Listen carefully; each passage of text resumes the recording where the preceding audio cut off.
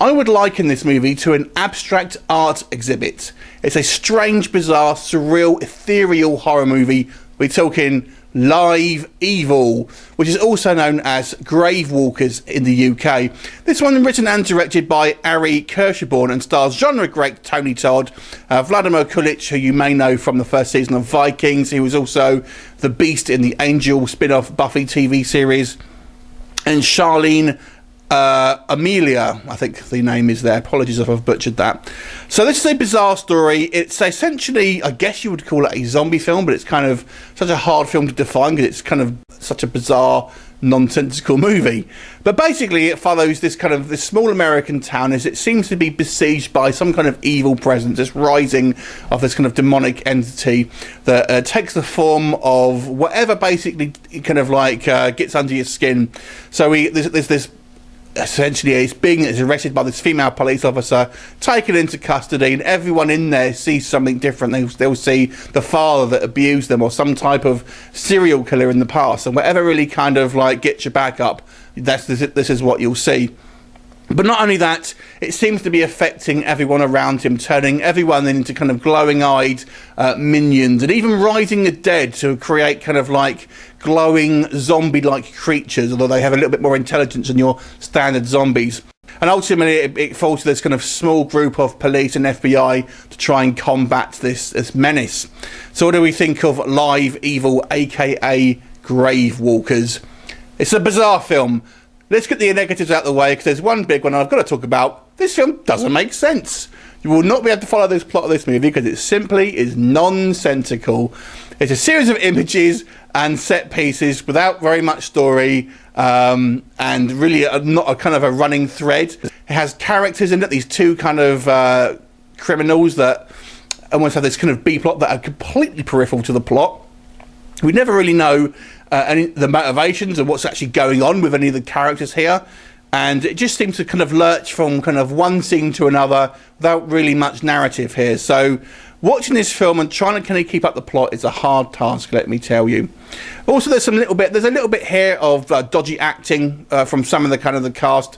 Obviously it's a low budget kind of horror film, so you're never going to get Oscar quality acting here, but there are just a few lines delivered that seem a little bit unconfident by some of the actors here. Not across the board, but there are just a few that will kind of stand out. This movie is also very heavy on CGI effects, so if you don't like CGI effects, this may put you off. Personally speaking, I actually thought it added to the kind of the weird ethereal nature of this movie, because it does feel like a dream. I mean, half of the movie's in black and white, but it will kind of annoy some people who don't like the kind of the overuse of CGI. There's a couple of instances where they use CGI blood, which I feel was unnecessary. And there's also just some kind of like little plot points that will annoy me.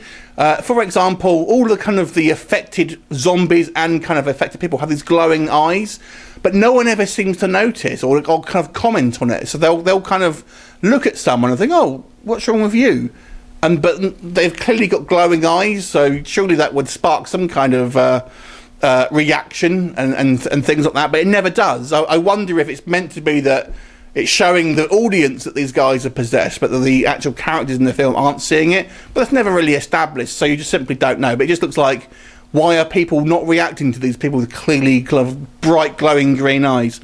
Anyway, but what does work? This movie, I've got to say, is visually pretty beautiful. It really is. For a low-budget horror film, it has some fantastic visuals, some really artistic cinematography here. We have these kind of flashbacks here of this kind of these artistic shots. I've got to say, they do look pretty good. It's got a phenomenal soundtrack, this movie. I absolutely love the soundtrack here. And I really like the look of these kind of the antagonists, these zombies have this kind of like this green dust that's kind of always falling off them, their glowing eyes. I thought they look absolutely great, and there's some quite fun kind of fight scenes with these kind of zombies versus the kind of the humans and stuff like that. It's also got its tongue-in-cheek. I thought it's not exactly a horror comedy, but I would say it's not too serious at the same time. For example, there's this running gag: are they or are they not zombies, because they can kind of drive and shoot guns and stuff like that. So that was all quite fun. But I've got to say, if you want a wholesome meal of a horror movie, this isn't the one. This is kind of like I guess you would call it a junk food movie. It looks great, and it kind of like, it's quite pretty, but it won't give you a satisfying and healthy dose of horror goodness. So overall, I've got to say, although I actually quite enjoyed this movie, I can't give it a too high recommendation, because I just feel it's kind of really lets itself down on the story side of things. And if you're wanting it for a Tony Todd movie, incidentally, he's in it for not until the first hour. He's not in it at all, so he's not in it a whole lot. I'll give this movie a 5 out of 10 because it is visually interesting, and I do feel it does warrant a watch if you could have liked this weird, bizarre, trippy horror. But if you want an engaging story, then maybe you want to look elsewhere. 5 out of 10. Have you seen it? What did you think of it? Leave me a comment, and I'll look forward to seeing you next time. Bye for now.